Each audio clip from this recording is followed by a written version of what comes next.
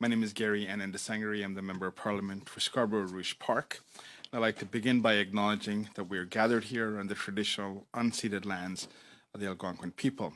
And I'm joined here by a number of people: Farida Dave, who's the Canada Director for Human Rights Watch; Archana Ravichandra Deva, who's the Executive Director for People for Equality and Relief in Lanka; and Vinod Navajiva Nanda, who's the President for Centre Communautaire Tamil de Quebec.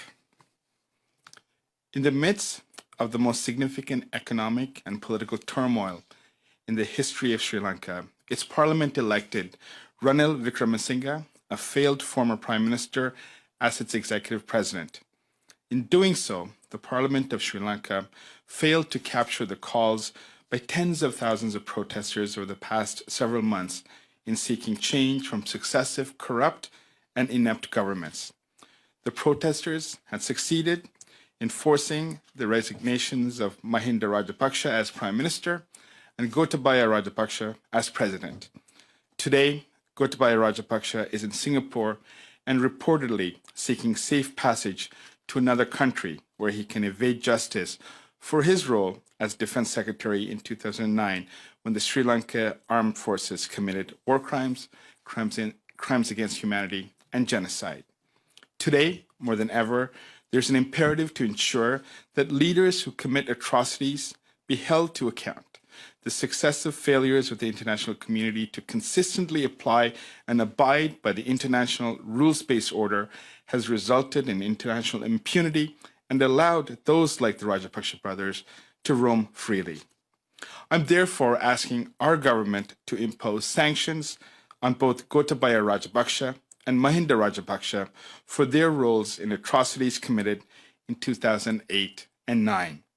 Together, they're responsible for the deaths of tens of thousands of people, the displacement of over 300,000 Tamils, the bombing of hospitals and no-fly zones, deliberately understating the population count, resulting in starvation due to reduced food aid provided by the UN, failing to account for the thousands of men and women who went missing, including combatants who surrendered under the Geneva Convention, summarily executing Tamils, including 12-year-old Balachandran Prabhaharan, and the use of sexual violence and rape as weapons of war.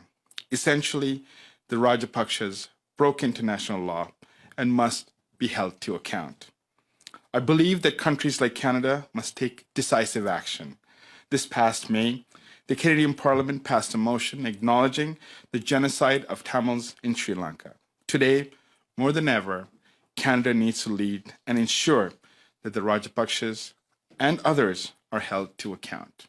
In the meantime, I wrote to the Singaporean Foreign Affairs Minister, Vivian Balakrishnan, yesterday to express my disappointment in their decision to allow Gotabaya Rajapaksa and his family to enter the country. But now that he is in the country, I'm asking the government of Singapore to prosecute Gotabaya Rajapaksa under the principles of universal jurisdiction for the crimes he committed.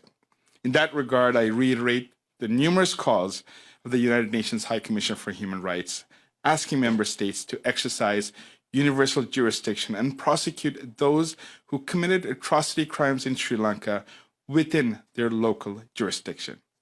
And finally, as the International Monetary Fund, World Bank, and the Asian Development Bank negotiate a fiscal bailout, Sri Lanka's disproportionate expenditure on its military needs to be reined in, and the state reform to ensure that the underlying grievances of the Tamil people are addressed meaningfully and that there is respect and adherence to the rule of law. As we mark the 39th anniversary of Black July, the anti-Tamil program, this week, I want to acknowledge the enormous pain and loss of the Tamil community.